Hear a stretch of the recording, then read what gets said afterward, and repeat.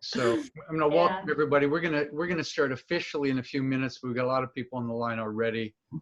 We got 37 people. I don't know how many people we'll have. We might have a completely full call.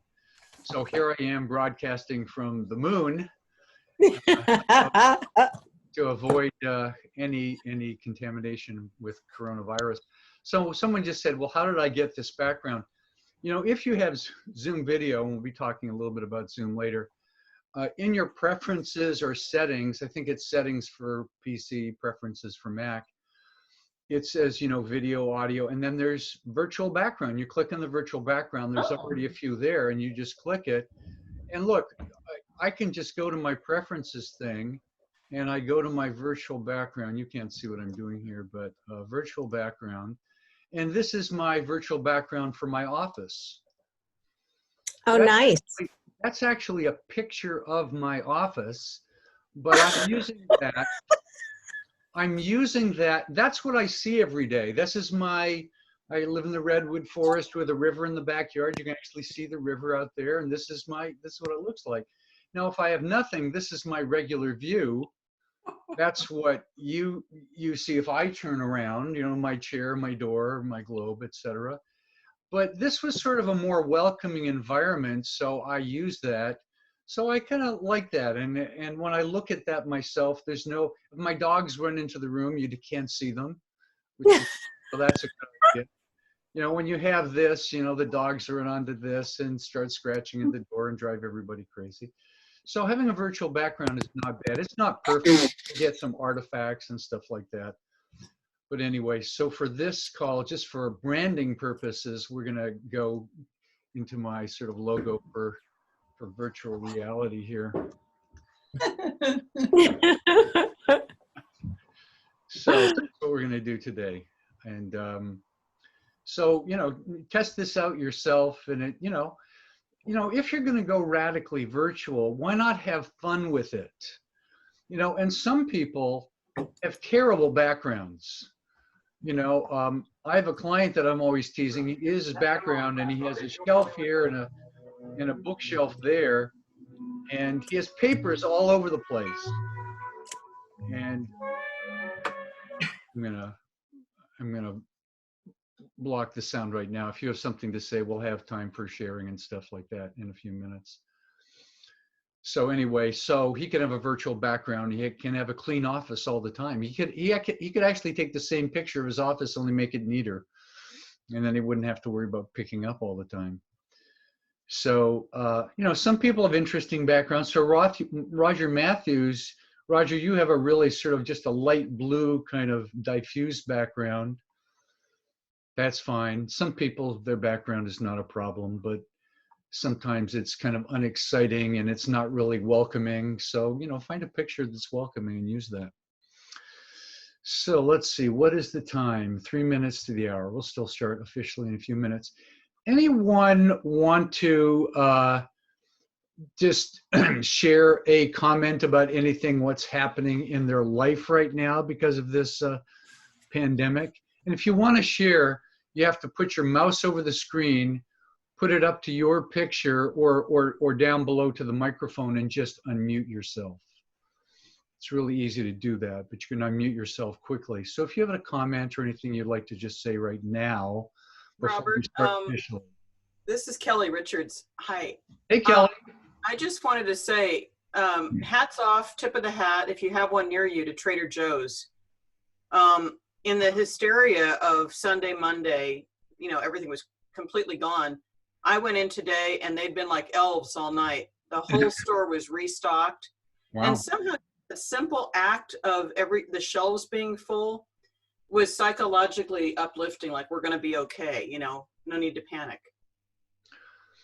Yeah, we're gonna touch on that frame of mind today, and it's we can be great support to people right now, and it's great when companies are doing that. You know, I went to Costco on Saturday, and it wasn't too bad, but they were out of all paper goods of all kinds: toilet paper, paper towels, Kleenex, nothing, wipes, nothing whatsoever.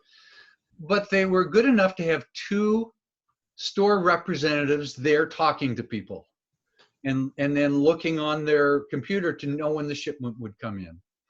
Just that, you know, I wish they'd ration this stuff, you know, give you a rationing slip. How many packages of Costco toilet paper do we really need? You know, there's 36 rolls in a Costco toilet paper bundle. You know, I buy it from there, obviously. That lasts me about 6 months, for God's sake. Yeah, actually, Robert, back to Trader Joe's, they are rationing. They're not letting people take more than 2 of an item and only 1 full cart. Ah. And they're not letting more than 25 people in the store at any given time, which means there's always a small line or a longer line, depending on the time out in front of the store. Ah. Yeah, the one in Santa Cruz was not, wasn't doing that. I went there on Saturday as well. But I did discover something great in the Santa Cruz Trader Joe's. They also have organic peanut butter for a lower price than Costco, which blew my mind. $1.99 for their 16 ounce, which is cheaper than the $5 for 27 ounces or something. Anyway, in Costco, they were completely out of my organic peanut butter. That's when I started to panic. You're shopping around, it's like, my staple food is gone. And I was like, oh my God, it was like, that's gone.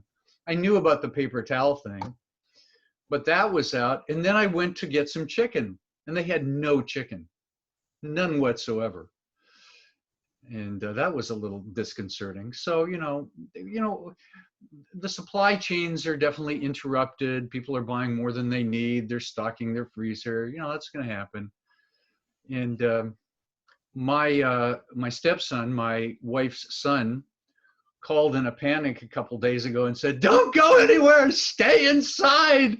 You've got to be careful." I'm exaggerating only a little bit. He was a little bit extreme about it, you know, because we are older, therefore we're more susceptible. And but anyway, I'll be talking about that in a minute. Okay, we already have 77 people on the call. That's a great turnout. I'm sure we'll even get a few more.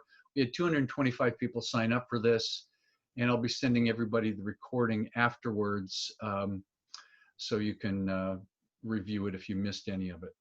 Okay, so let's officially get started with this, what I'm calling a community meeting on coronavirus for action plan marketing, also known as, you know, how to go radically virtual in the time of coronavirus. So the situation right now, I mean, we've already been talking about it. Stuff is running out on the shelves. The coronavirus is spreading. We can't really doubt it anymore. We are 10, 12, maybe 2 weeks behind Italy, who has more cases and more deaths. It is multiplying. And I won't go into all the statistics. You can, you know, I'm spending a lot of time studying news, MSNBC, and a lot of other things. There's good, reliable information about what to do. But you know, the bottom line with this pandemic right now is don't go anywhere unless you have to. No kidding. Go to the store for groceries, but try to go on less visits. Have your car gassed up in case there's an emergency. If you have a medical appointment, see if you can meet your doctor over Zoom if it's not something that you really have to have an examination for. Doctors are doing that. People are adapting to the virtual world. Stay at home. So that's really what you need to do. And that is the only thing that we really know that can slow the pandemic, because less personal contact, less social connections, the less the virus will spread and the sooner it will end. We don't know how long this thing is going to last. It's going to be more than a few weeks. We're pretty damn sure about that. It's probably going to be a few months. We don't know how, you know, we just don't know. So it's best to be safe. And so here we are, ensconced in our home offices, trying to figure out what are we going to do, how are we going to stay safe, and how are we going to keep our business going? And can we even keep our business going? So that's what we're going to talk about.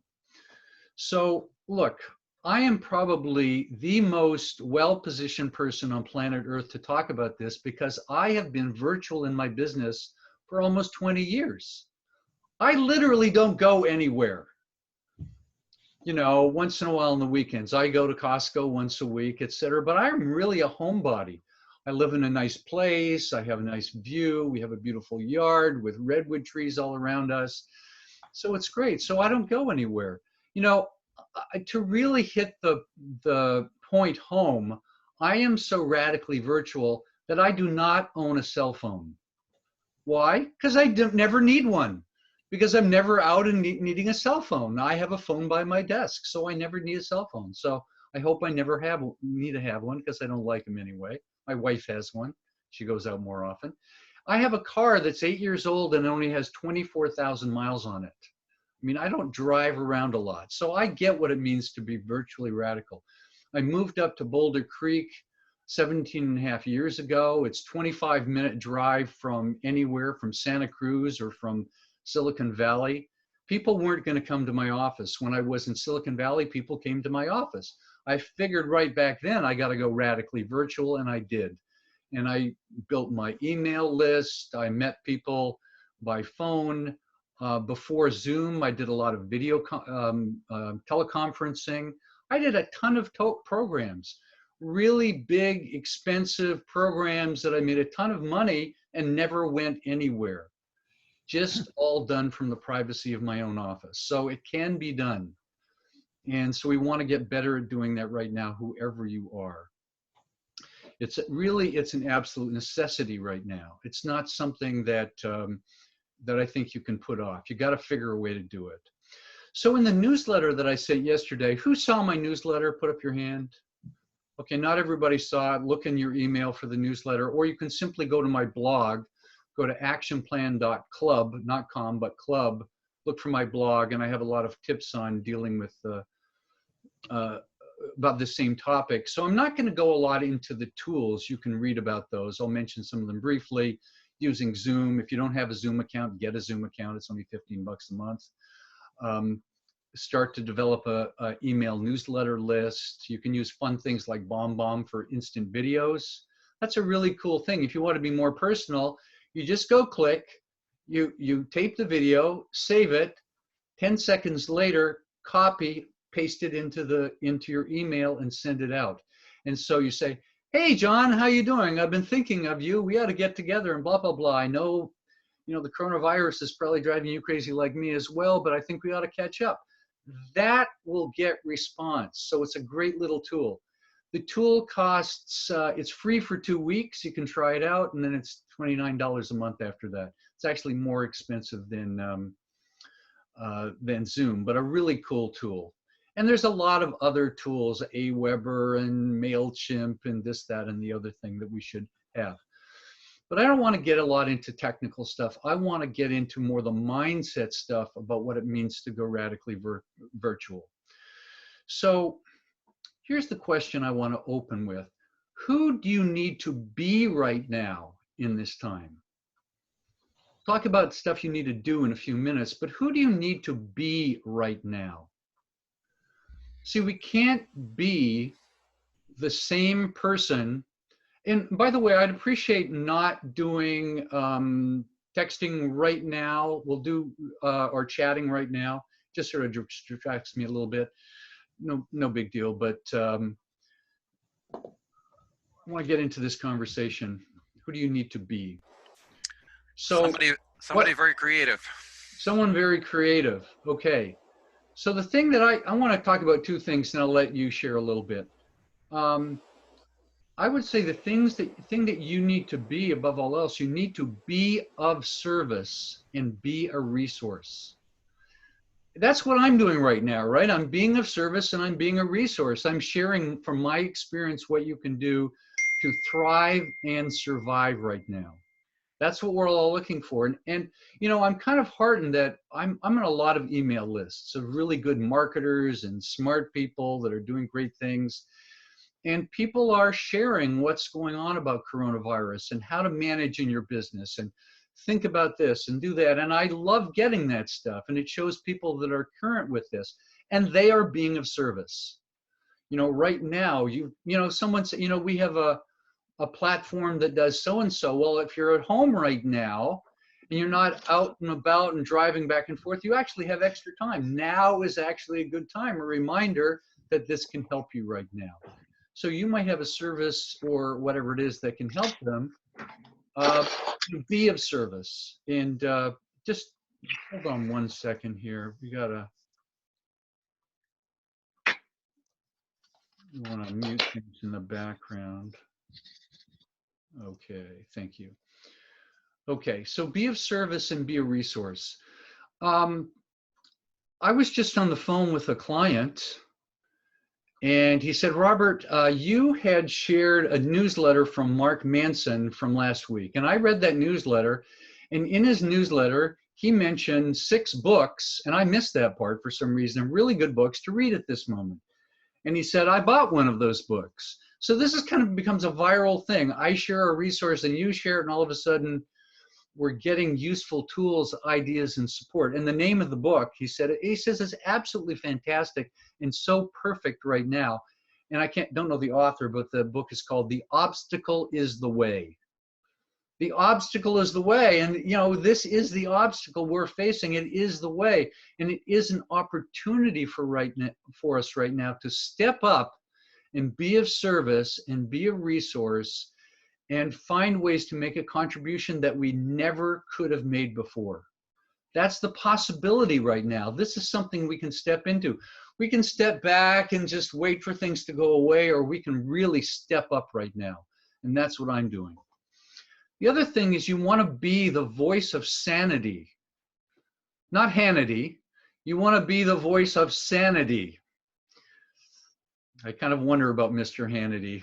I don't generally watch his program. He's on Fox, and some of the things he was saying, I just couldn't believe. Anyway, so the voice of sanity. By the way, you don't want to go on Facebook and follow all the medical advice that people are posting. Most of it is nonsense. Be careful about this stuff. There is reliable, proven information out there. You know, tap into knowledgeable sources. The other thing is be an inspiration. Get over yourself and find a way to make a contribution. Be inspiring. Have fun. Interact with people. That's what people need. People need to be uplifted, not scared. So you really want to do that. So now you can do this on the chat if you want, or you can simply unmute yourself and say it. But let's just shout it out. Who do you need to be right now? Somebody who encourages other people to be in their own power and to still take charge of their lives and make clear choices rather than react. Yes, very good. Fantastic. Thanks, Sean. And after you share, please mute yourself. Okay, who else? Robert, Hi. source of calm. A source of calm. Hey, Colleen Boyd. Hi, Robert. Colleen Boyd is a client I've been working with over a 20-year period. And see that smile on her face? That's because her business is so successful. And she's a voice of calm as well. Robert's my guru. Thank you. That. Good to see you. Great to see you, Colleen. Just shout it out, Jerry. Yeah, we are a 100% virtual company, Robert, like you are, and we have been for many years, and it's worked beautifully. The best thing I've ever done in my business is to sell my office building. Absolutely. And so we were talking today in a smaller meeting. We have a big meeting on Friday with our leaders, but we were talking about the idea of teaching our clients how to work virtually, how to set up at home, how to use Zoom. Yeah. There's a lot of things besides of our human development business. There's a lot of things that we can teach them. Yeah. And do it for free and help our clients to stay viable. So Yeah. that's our goal. Yeah, and that's such a great example of being of service. You know, you can do that, and if you do that, how are they going to think of you? They're going to think of you very favorably. Hey, they came to our help. And these are, you know, you can put on a webinar and you can show how to do it, and you can give a demonstration. You can point people towards YouTube videos on this stuff. I mean, there's endless resources online, but you know, a lot of people get hung up with the technical stuff, and it just baffles them and it confuses them, and it's hard. So there's so many ways to be of service. Who else do you need to be, or who can you be in these times? Yes, Kim? I would, my goal is to help people figure out options and alternatives and ways that they can help their clients and thrive during this time. That's my goal, to come up with creative solutions, help people work through how to execute them. Okay, so be someone that comes up with creative solutions. Exactly, exactly. Yes, Chris. Hey, Chris. Hey, Robert. I would like to be a role model for how to be present and grounded in this situation, and really any situation. If people build those muscles now, it's going to help them now, and it's going to help them going forward. Yeah, exactly. Yeah, we can be role models of what it takes to handle this craziness. There is craziness. We don't have to be crazy. We can be centered, we can be calm, we can be focused, we can be resourceful. This is great stuff. Someone Hi, who Robert. models resilience. Resilience, absolutely. I work with, I teach deep listening skills in peer partnership, and I've had a vision. I cleaned out my office recently and found like 6 mind maps that I'd made over the last 10 years for this vision of getting it out to a broader range of people. And I think this might be the time to try and find a way to do that. It's low to the ground. It's like this virus. It's easy to teach. It can be spread fast. And it's a way for people to offer each other peer support anytime, and especially at a time like this, to keep their heads on straight. No, So I yeah. just love that you shared that you dug into your closet and you find these mind maps, and that triggered. I have this mind map that I created, and I have it right at hand. This is oh damn it, with my background you can't see it, so I got to change the background here. That's funny. Virtual background, change to none. This is a mind map I created before I started my business over 35 years ago. You know, the top is self-growth, family, and business, and then the intersection of all of those things. And that's what my life looks like now. So powerful stuff. So do mind maps. Think of what you can create right now. Okay, let's go back to the moon. Hey, Roger, I'd throw out a word, and that would be consistent. Be consistent. Whatever the proof of concept that you have in your business that you had 4 weeks ago, my opinion would be to dig deeper in that proof of concept and stay with that proof of concept, and then see how you can use it to help people. The last thing I believe that anybody's interested in today is innovation. Nobody wants innovation. They want to be conservative, and they want to stay consistent to their businesses. So that would be my opinion, is consistency with whatever your proof of concept is. Don't try to launch any new products or anything like that. Just get deeper in what you already know. Gee, I'm just about to launch a new program, Mark. Thanks for the buzzkill. So, but that's well taken. I mean, you whatever you launch should be in the direction that will support this right now. You know. So, for instance, I've launched my big virtual program that I do 2 times a year, and it's starting in a few weeks. And I realized in the last few days that I had to make some changes to that and emphasize going radically virtual. And so I even changed the name of it, Going Radically Virtual. And it's really the same program. It's doing the same things, except doing it more radically virtual than before. So you need to make adjustments. So let's get into the next piece here that you need to do. So who you be is really important, where you're coming in from all this. But what do you actually do? What does it look like in terms of, well, I'm virtual, I'm here, I've got Zoom, I've got my email, I've got social media. What's going to really work right now? And so in a very broad sense, what I highly recommend is that you ramp up your communication. that if anything else, you start to over communicate. You communicate more about what's going on, what you're going through, the ideas, the resources you have, stories about clients that you're working with. Now you can ramp up on a broad way to anyone who's on your list or through social media. You know, I haven't been posting on Facebook in ages, and now I'm starting to post some stuff on Facebook a little bit more.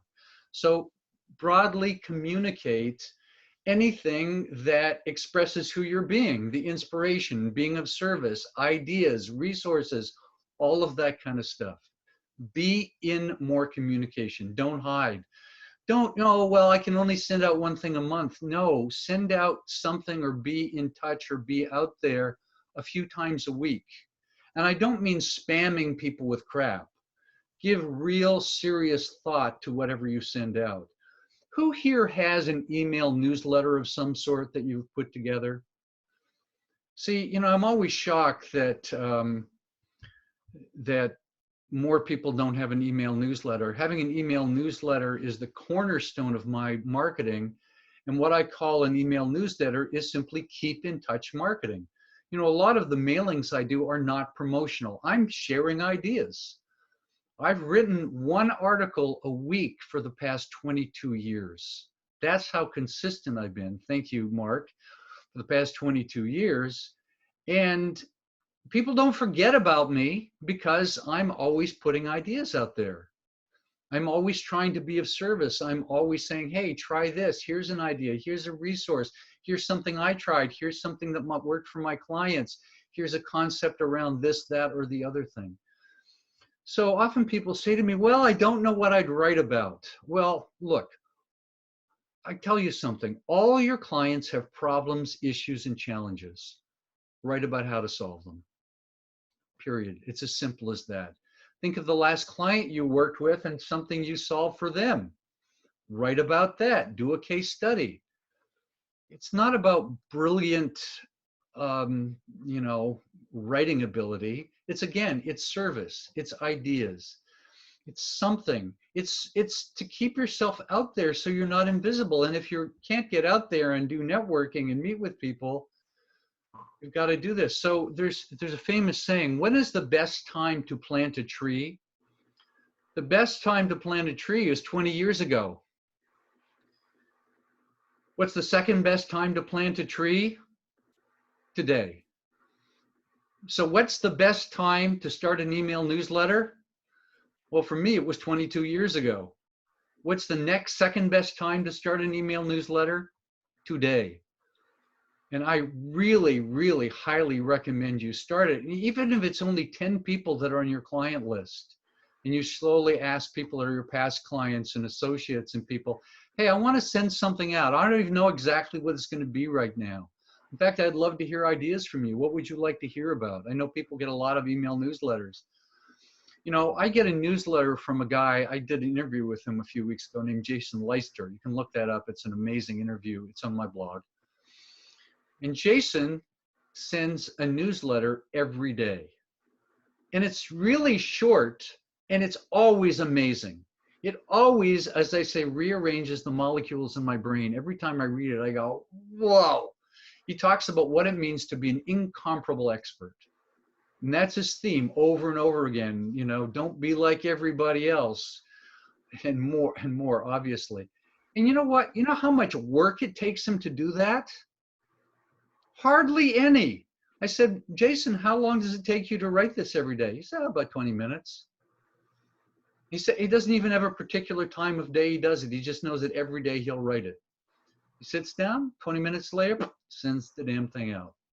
It can be that simple. You know, people, I have someone that's working on changing their email newsletter right now, and it's taken them months. We often make this much more complicated than it needs to be.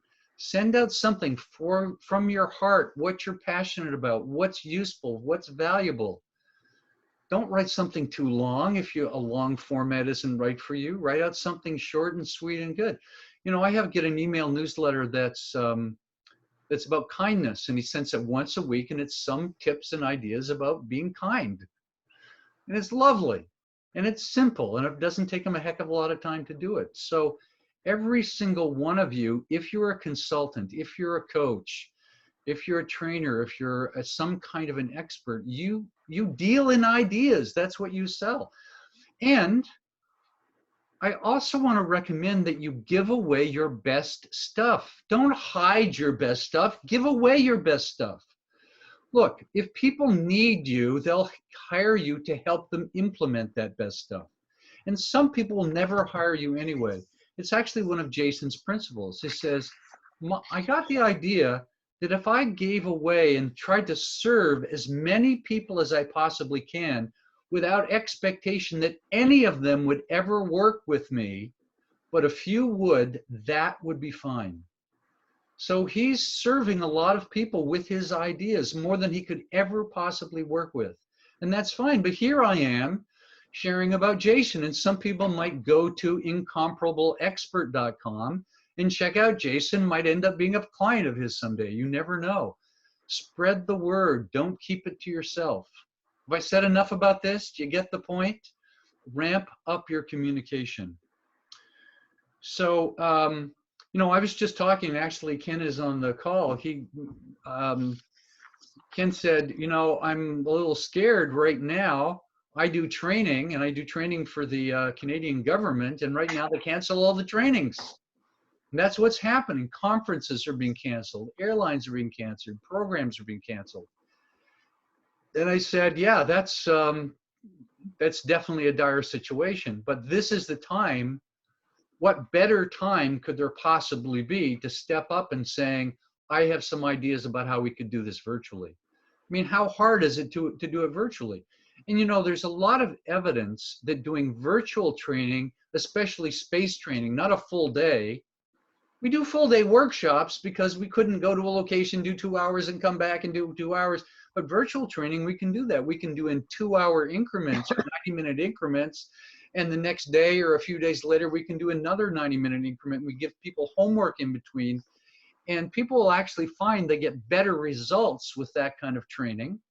Because all my workshops are like that. My programs are not short programs anymore. I stopped doing short programs. You know why? People didn't take action, didn't get results. Oh, I got all this information, Robert. It's great stuff, but I haven't done anything. So I created all my virtual programs to be action programs. You learn something. We give you an exercise. You try it out. We meet and talk. We figure out a plan. And now people put their stuff into action. So I don't know what Ken will ultimately decide to do, but it's an opportunity. You might call the Ontario government and say, I'm doing this. They say, well, we can't do that and it's impossible, whatever. There's a will, there's a way. There'll be more and more people doing virtual training than ever before. Harvard University is doing it, for God's sake. All the classes are going online at universities all over the world right now. So we got to catch up. This is really what people are looking for. So ramp up communication. And the other aspect of this is you want to ramp up your conversations. Ramp up your conversations. Now, I've been talking about this for a few months through my e-zine already. And this is what I've been talking about and working with my clients in my programs right now. And it's a very simple concept. Have more meetings, have more conversations. Even with people that you don't think are absolutely going to be prospective clients right now. They can be people that can lead you to prospective clients. They can be past clients. You know, there's somebody on this call right now, Al Ritter. We talked about this, and he reached out to 11 of his past clients because he's offering a new service right now in helping people implement strategic plans, big strategic plans. And he's had great success with that. So he said, I'm going to reach out. And 6 of those people got back to him pretty quickly.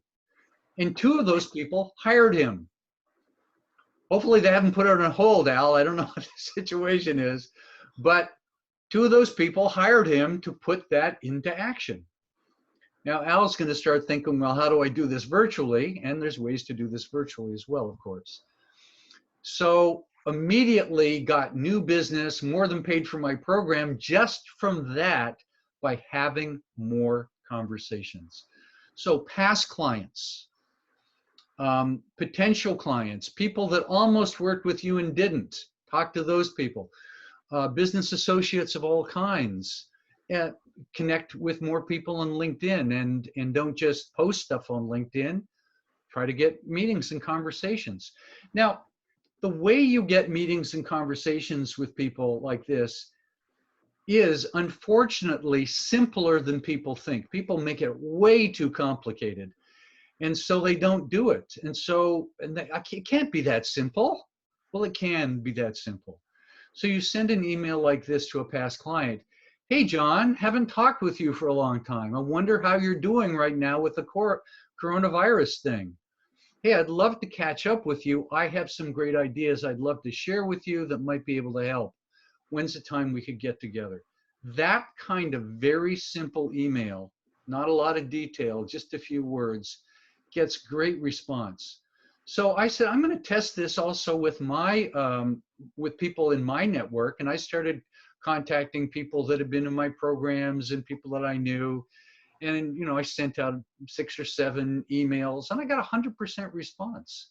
And I met with 100% of them and had great conversations, and it resulted in me getting some interviews, and things started to take off in my business in a way that I haven't experienced in a long time, because I was in connection with people in a way I haven't been in a long time.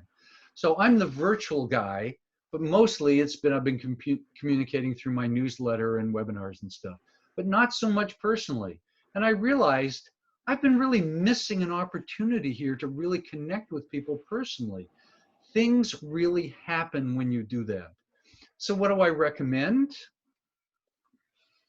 2, 3, 4, 5 meetings a week, even more if you've got the time right now. Meet and have conversations with a lot of people. Now, let me tell you how you structure a conversation like this. You don't want to just say, hey, just wanted to catch up with you. What have you been doing? Well, I've been doing this, or you've been doing that. Good luck with coronavirus. That really doesn't generate much, right? So I talk about this concept of 4 major things: ideas, insights, hopefully you can see my fingers here, ideas, insights, resources, and connections. Ideas, insight, resources, and connections. So you can even say that in the email. I'd love to share ideas, insight, resources, and connections with you. Perhaps we can help each other right now. Great. And you make it a short call, half an hour or less. You're not going to use up a lot of their time, maybe only 20 minutes. And we call these having virtual coffees. Hey, let's have a virtual coffee. It was taken from the idea of the article 50 Coffees, where anytime this guy, his name is Michael Elling, he wrote this article, which sort of stimulated all of this. He wrote this article and he said, anytime I have a project, a new service I want to launch, something, anything, I don't want to just launch it by myself. I want to get the input and ideas and support of other people. So I set up 50 meetings over a few months and really, really go deep into it and get people's take on it and ideas. And as a result, I get connections, resources, ideas, and usually some new clients from it as well. And if your intention is to do that, it will happen. So in this meeting, you would, you'd say something like this: hey, it's good to meet you, Andrea. I'm saying Andrea because I see you right up front here in my thing. So nice to see you, Andrea.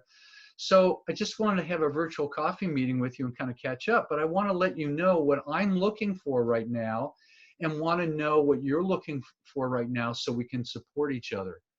And I think that's especially important in this time.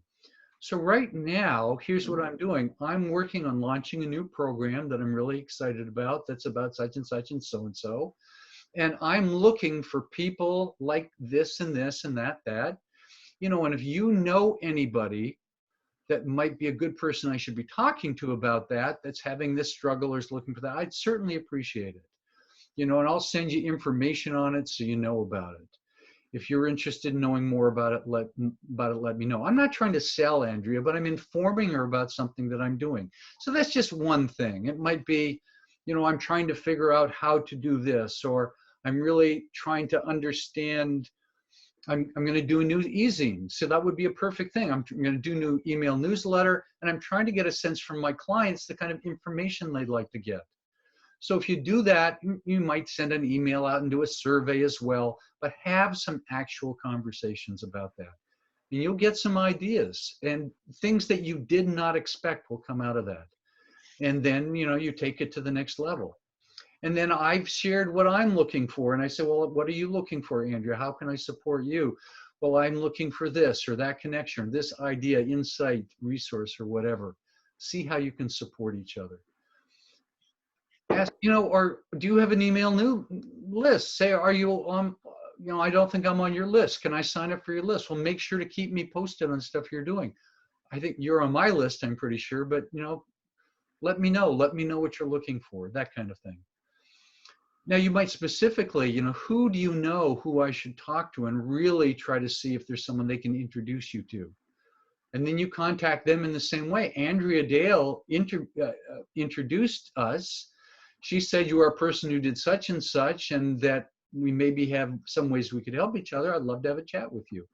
And so it's an initial conversation. It's an introductory conversation. So we started this. I say this is a technique. Let's give this a try with this group. And an amazing thing happened, which is rather unexpected, because people really kind of resist marketing and say, well, I don't like marketing and it's not fun and I don't like networking and all that stuff. People are saying this is the most fun thing I've ever done in my business in terms of marketing. In fact, it's the one thing I'm really looking forward to, connecting, meeting, having these conversations, because they're amazing. And then this conversation led to this and led to this, and I got a new client. And because of this and what I learned from you here, I closed some new business. And because of this and this, so more starts happening than anything else I've ever done. And it's a completely non-technical thing. It's just having conversations with people. But of course, we're doing them virtually, which is technical. This is what I recommend above all else. And this is what, in my program, we talk about how to have those conversations, and we talk through them when we design them, and we figure out them, and we create lists, all that stuff, and a lot of other things. But the heart of it is more conversations, more connections, more exploration, more relationship building. That's what happens. So let's open it up right now. We're way ahead of time. We'll probably end early today. So what other questions about any of that, or comments about any of that? Ramping up your communication and more conversations, especially. Just unmute yourself and just speak up.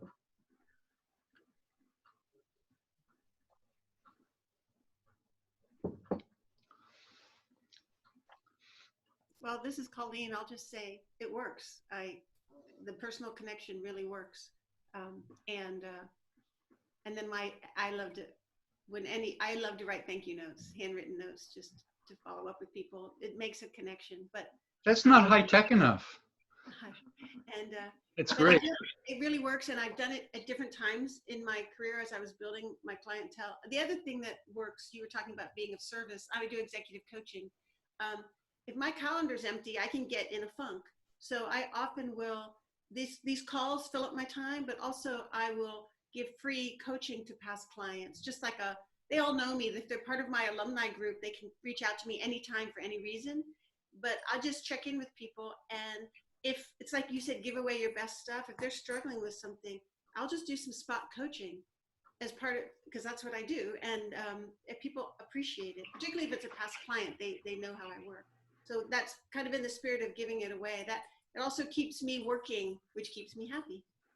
So. Yeah, I couldn't have said it better. Fantastic. I gave a free session to one of my past clients, coincidentally, a guy that was in my mastery program years ago, and he's from South Africa. And he says, I don't want to do your new program right now, but, I'd love to chat with you. And I said, hey, I'd be happy to do it. And so he said, I want feedback on my sales letter. And I said, sure. So we looked at his sales letter. I gave him some feedback. And then, what happens when I'm coaching people, when I'm sharing ideas, that's when I get the best ideas for me. So even though I'm giving him something, and after that, I sat down and rewrote my sales letter for my program from scratch. And this was, when was this? It feels like a week ago. It was yesterday afternoon that I did this. Was it yesterday or was it Monday? Whatever, I did it, yes. So I rewrote my whole sales letter.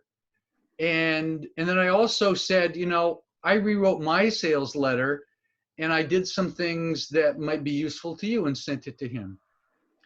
So, you know, as a result of that, good things will come back to you because of that. We hold on to our stuff. I don't know, it stops the ideas from circulating. And that's where we really want. It's like, we don't want to be constipated in our thinking. We want to keep the ideas flowing. When I say constipated, Mark went, I don't know, he shouldn't have said that. Okay, what other ideas or anything to share? Fantastic stuff. I just want to say I totally agree with what's been said so far. I Great. find that I just try to reach out to people. I've got to be in the right frame of mind. And if I can help somebody, if I can, whether it's a past client, someone in my network, not only does that person benefit, but I get a lot from it too. Every now and then I'll find someone who I feel might be exploiting me, and then I just stop doing it with them. But I try not to focus on those people and just focus on, you know, who do I want to reach out to? What do I want to, what issues do I want to talk about? And I find not with any conscious intention, but sometimes it just leads to new business. And it just seems like the universe is doing something good for me after I've put something good out. Yeah, we don't know exactly how that works. But I want to propose a theory. It spreads like coronavirus. It's kind of invisible. It's like, I got coronavirus. I don't know who I connected with, but here I have it.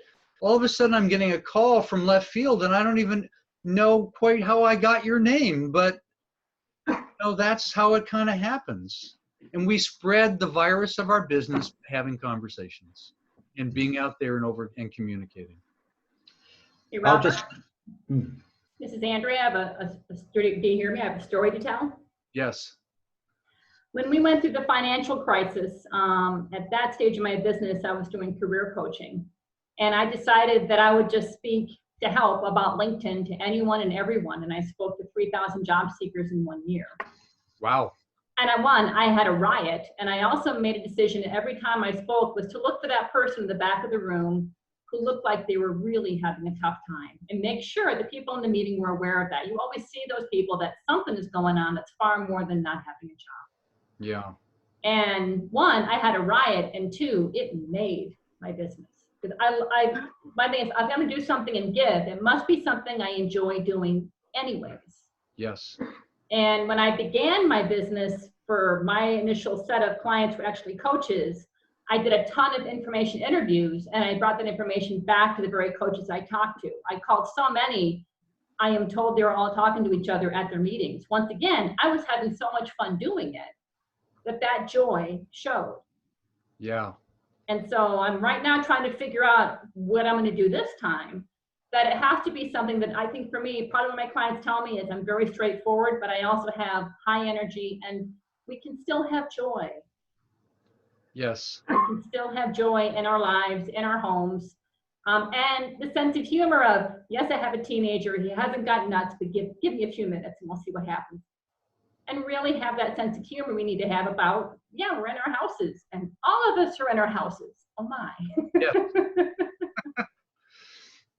But I think that's important, is to figure out, we all need to reach out, but I also think it's important to think about how we do it in a way that fits with us and feels natural and fits with our personalities and is something we would almost do anyways. Yeah, I think that's important. We have to have some strategy about it. I was talking to someone who's on the call today. He's actually the guy that's calling from Tahiti right now, Jerry. I taught him how to do the virtual background today, and he went all in with this Tahiti background.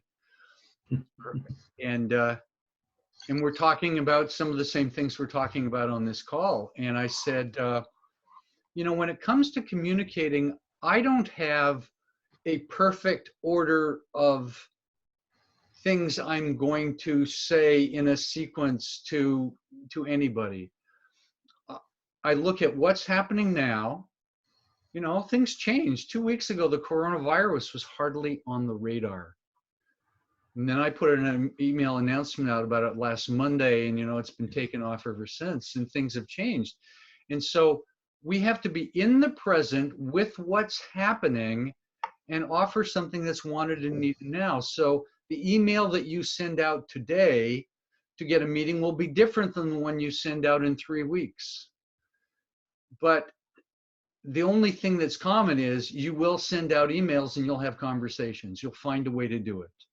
There's no perfect email, a perfect strategy, a perfect order, none of that stuff.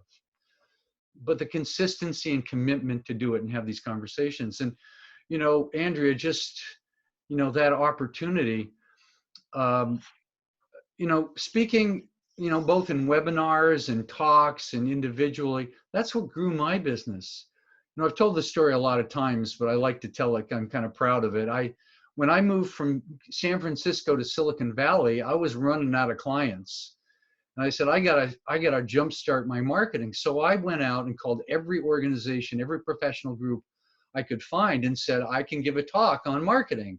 And I got booked for a number of talks. I started in June, and by September, I had a number of talks. It was 1995, and I booked about 8 talks. As a result of that, I attracted 26 new clients in a 26-week period. That's what I did. I gave talks, I collected business cards, I followed up and had conversations with people.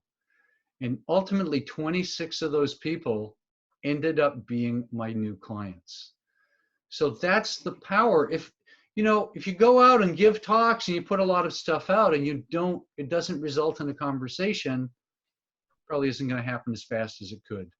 Find a way to get those personal conversations. So, Robert, anyone else want to share some stuff? right? Yeah. Robert? Yes, Thomas. I'll share something. I'm 77. I'm still consulting. I left the corporate world 15 years ago. Yeah. I have a problem, and this is part of it today, because I've given almost 3,000 presentations, workshops, seminars all over the world. Wow. And now I do face-to-face meetings locally. I don't fly 45 weeks out of the year. Yeah. But a virtual presentation is sterile. I can't feel the warmth. I don't get the feedback of the audience. And I've been needing that. I'm not, I don't need to be on stage, but I need the warmth and the feedback that I can read and the feeling from an audience.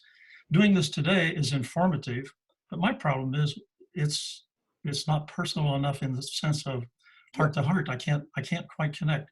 Is it just something I'll get over, or because I want to do that this way? Yeah. I'll have to, but I want to, and I can, but it doesn't feel as warm.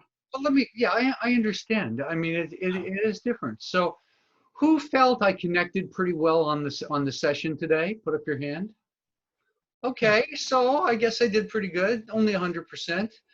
So, you can do it. I try to add, I try to be dynamic. I try to be out there. I'm not mumbling in my soup. You want to set up your Zoom video so it looks like you're looking in the camera, so you're connecting with people. And as much, sometimes people have a monitor here and then they're looking here and they're not connecting with people personally. Use humor. We started with humor. I said, here I'm on the moon, and everyone was cracking up, and that was kind of fun. It broke the ice. It's not perfect, but it still works. I have been working only with clients virtually for almost 20 years in a business that's generated hundreds and hundreds of thousands of dollars. So I know it can work. And I would suggest for now, go virtual, but when the virus is over, go back to personal. Sure. Just have to do it. And don't make it a problem, make it an opportunity. Figure a way to make it the best you possibly can. One reason I really like virtual is I can share my screen. I can go here, I can click here, and there's the page of my notes for today, and I can go over my notes with somebody, and I can add something to my notes. Be smart when you talk about that, blah, blah, blah. And then I can send it back to people. So there's some kind of cool things you can do by meeting on Zoom that you can't. And I discovered something the other day with Jerry. Jerry's my inspiration these days. I was meeting with him, and we're working on a flyer for something, and I was drawing this thing, and I was showing it up on the computer. And I used to do that all the time. In fact, I came up with a marketing ball model when I was meeting with somebody in person, and I was drawing this baseball diamond. And if I hadn't been doing that, maybe I never would have come up with a model. So I like to draw. But getting that drawing to people is a pain in the neck. But then I realized I took my iPad, took a picture of the thing, and sent it to his email, and he got it like that. I said, how hard is that? I'd never figured that out before. Really simple things. So some of these tools can make it easier than we think. So you just take pictures of your notes, and then, I have Gmail on my iPad, which is great. Click, click, click, and they get it like that. Robert, this is Rita. I think one of the things that we need to be aware of is that not everyone is tech savvy, and I would suggest that you give some thought to how you're going to train your clients to use the virtual reality that we're living in. In other words, I have a client right now that is going to be doing ukulele lessons for older adults, and has never, and one of the things I had to suggest to her is that she's really going to have to do some sessions on how to use the technology. Yes. Yes. And I think, even with my corporate clients, I find that a lot of times they don't know how to use the technology. So I guess one of the things, as I see the pandemic and what it's implying, we're probably going to be in this thing for a good 6 months, and then we're going to have sporadic kinds of things. And so yeah, I guess what I'm suggesting is that you build into your processes how you're going to help your clients come along with this. And I agree with the last person that spoke. I'm used to being with groups and feeling them and what have you. And it is very different when you're doing computer-based, consulting or teaching or whatever. Yeah. I'd like to speak to that because I teach very intimate classes, usually 10 to 12 people, and on Zoom. And the material I teach, we need to have a close connection. And it's really helped me to, like someone like Thomas, Mr. Ackerman, you might just want to give talks to smaller groups where you can take time to have each person briefly introduce themselves, make a personal connection. Because once you've done that, you really can. It's harder to do in a bigger group like this, like where there's a whole bunch of people who we can't even see their faces. But in a small group, you can really feel the group, especially if you can see them all on your screen at the same time. So if that's possible to set that kind of call up where you have just no more than will fit on your screen, you really can have a close connection, but you do have to check in with each person. Right. Yeah. Mm-hmm. Very good idea. Emily, you can, I just blanked out what I was going to say. I'm so brilliant. Robert, can I say something? Oh, that's okay. So it'll come back to you, I'm sure. Robert, can I just make an observation? Yes, please. Hi, Rashid. How are you going? It's been a while. A lot of my past clients are popping out of the woodwork here. Indeed. We run a mastermind which goes for 3 hours in a physical way, but last week we had to take it virtual, and we had 21 people on the call for 3 hours, which is not, normally you wouldn't do something virtual for 3 hours. Yeah. But everybody stayed till the end. Yeah. And when I asked for feedback at the end, people said they actually preferred it to the physical. And the first time I'd done something online like this, I had an hour's presentation and the damn thing took 15 minutes because there was no interaction. I'm going, good God, now what am I going to do? But this thing went for the full 3 hours because we had interaction. It is a different format, but you get used to the format. But the other thing you've got to realize with all of these sorts of things is you have to use far more energy than the cameras suck energy. I do, speaking of newsletters, I do two newsletters a week, one video, one written. And the video stuff actually gets far more engagement, especially on LinkedIn, but it takes a lot of skill, a lot of practice, a lot of energy.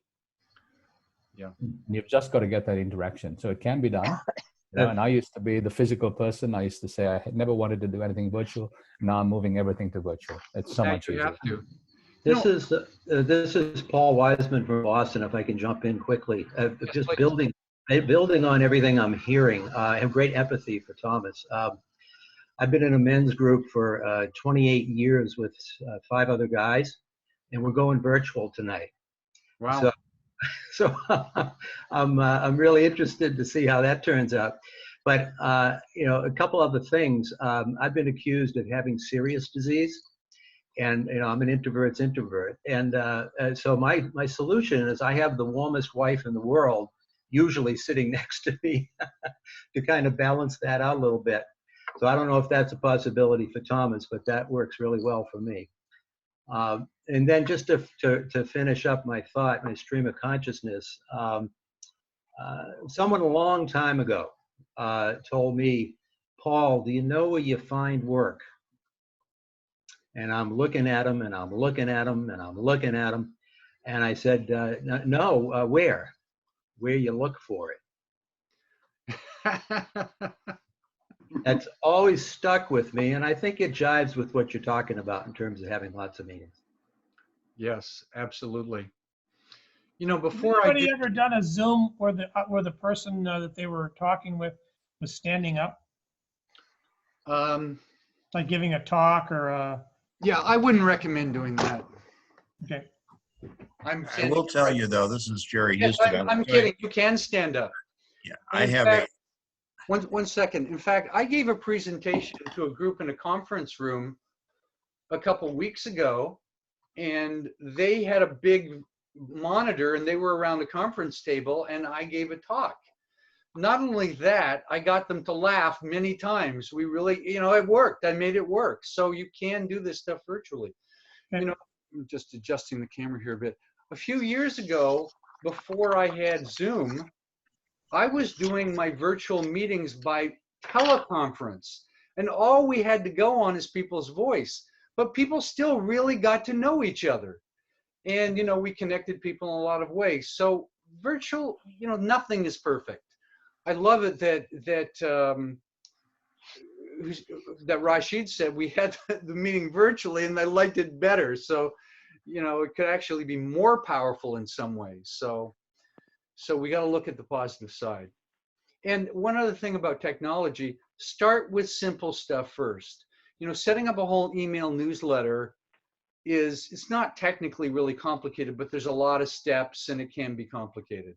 But Zoom, you don't even have to have an account. Click on this link, be on your computer, have a camera, and you're on. So it's about the easiest thing in the world.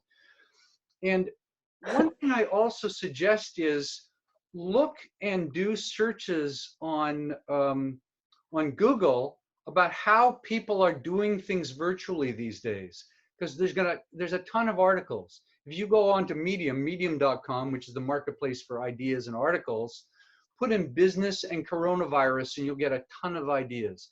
Just business and coronavirus in Google, you'll get a ton of ideas. Music lessons virtually and coronavirus, you'll get a ton of ideas.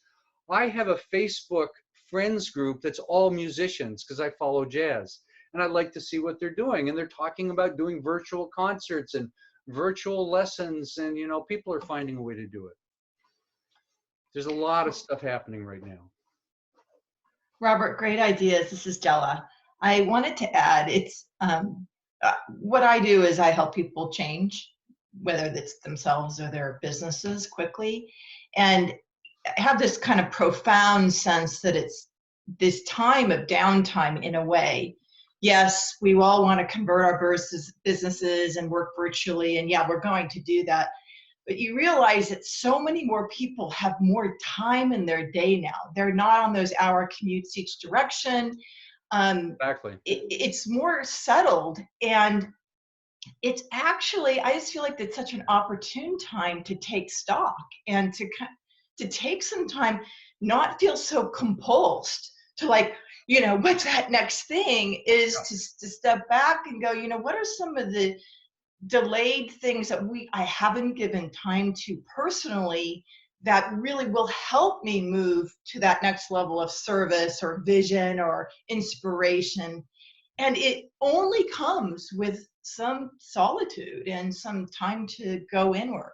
And so I offer that out in the event it's useful for anyone on the call. You know, I'd like to share something with you apropos to that. That's really perfect. Let's see if I can find it here. You might have seen this circulating around social media these days. I just posted it on my timeline. Let's see if I can find it.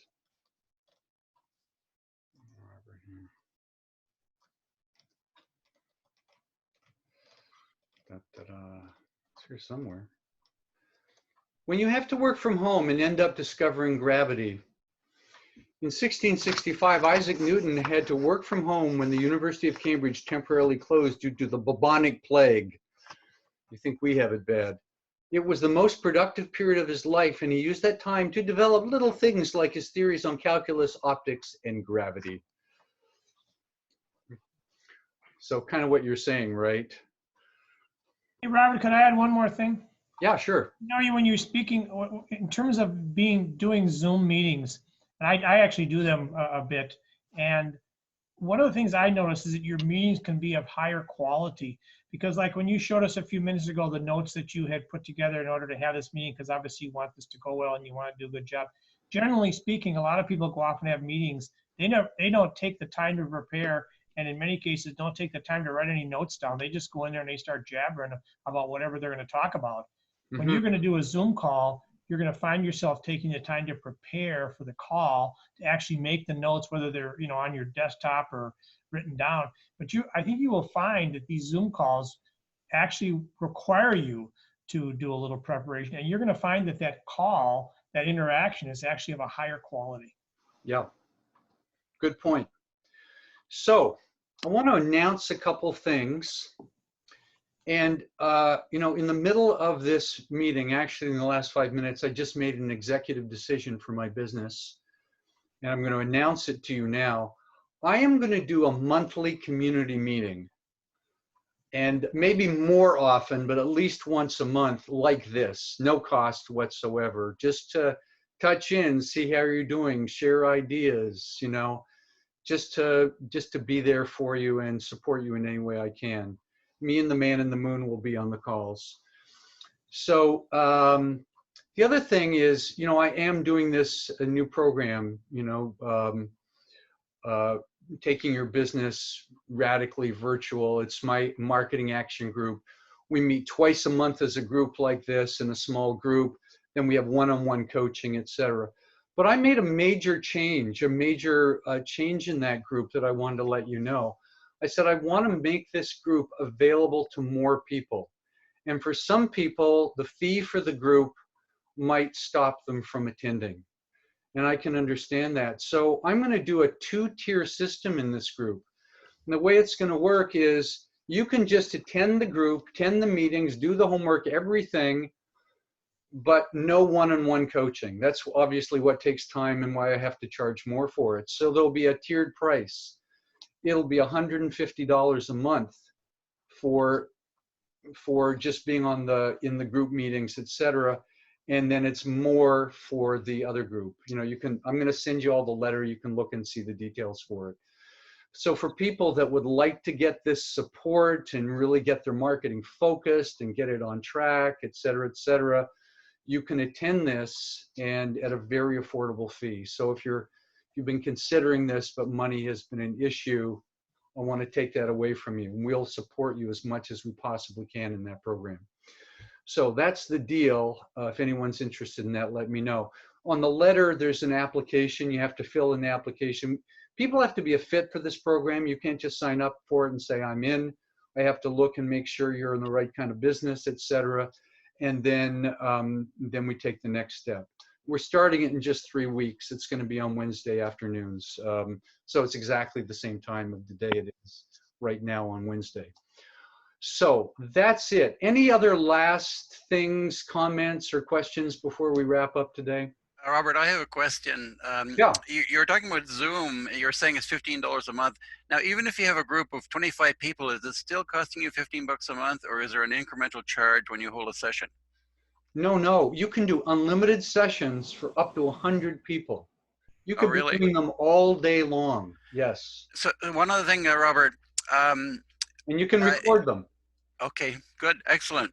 Now your background actually, my opinion is that it's not 100%. When I'm just looking at a normal participant, they are looking crispy and clear.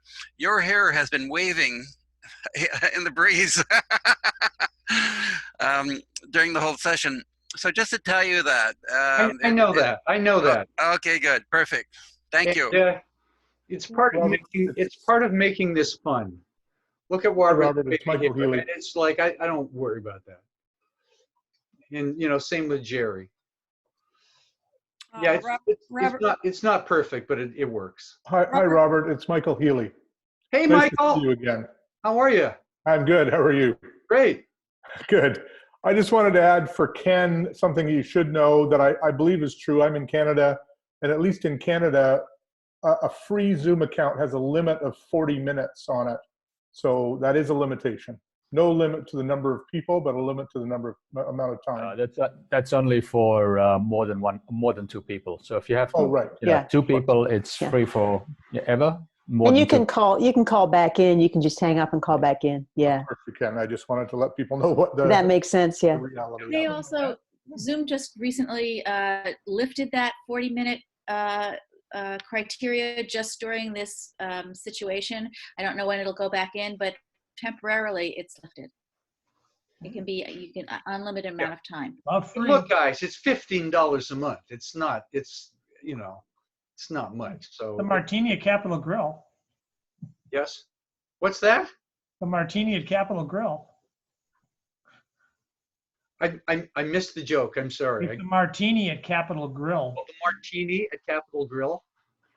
Oh yeah, that's what a martini costs, is $15. Yeah. One martini is $15 at the Capitol Grill. Exactly. Yeah, $15 is a problem for you. Should you really be a self-employed professional at all right now? Okay. So guys, that's it. Thank you so much for attending. I think you got it. You got the necessity of what we're doing. And I hope I could be support and lift your spirits a bit. Thank you so much, everybody. And we'll see you around. I don't know when the next one I'll be doing, but I'll be sending you endless promotion for the program until it fills. And I'll see some of you there. Some people that are in the program are actually on the call today. Thank you, and happy trails. Talk to you soon. Thanks, Robert. Bye-bye. Thanks, Robert.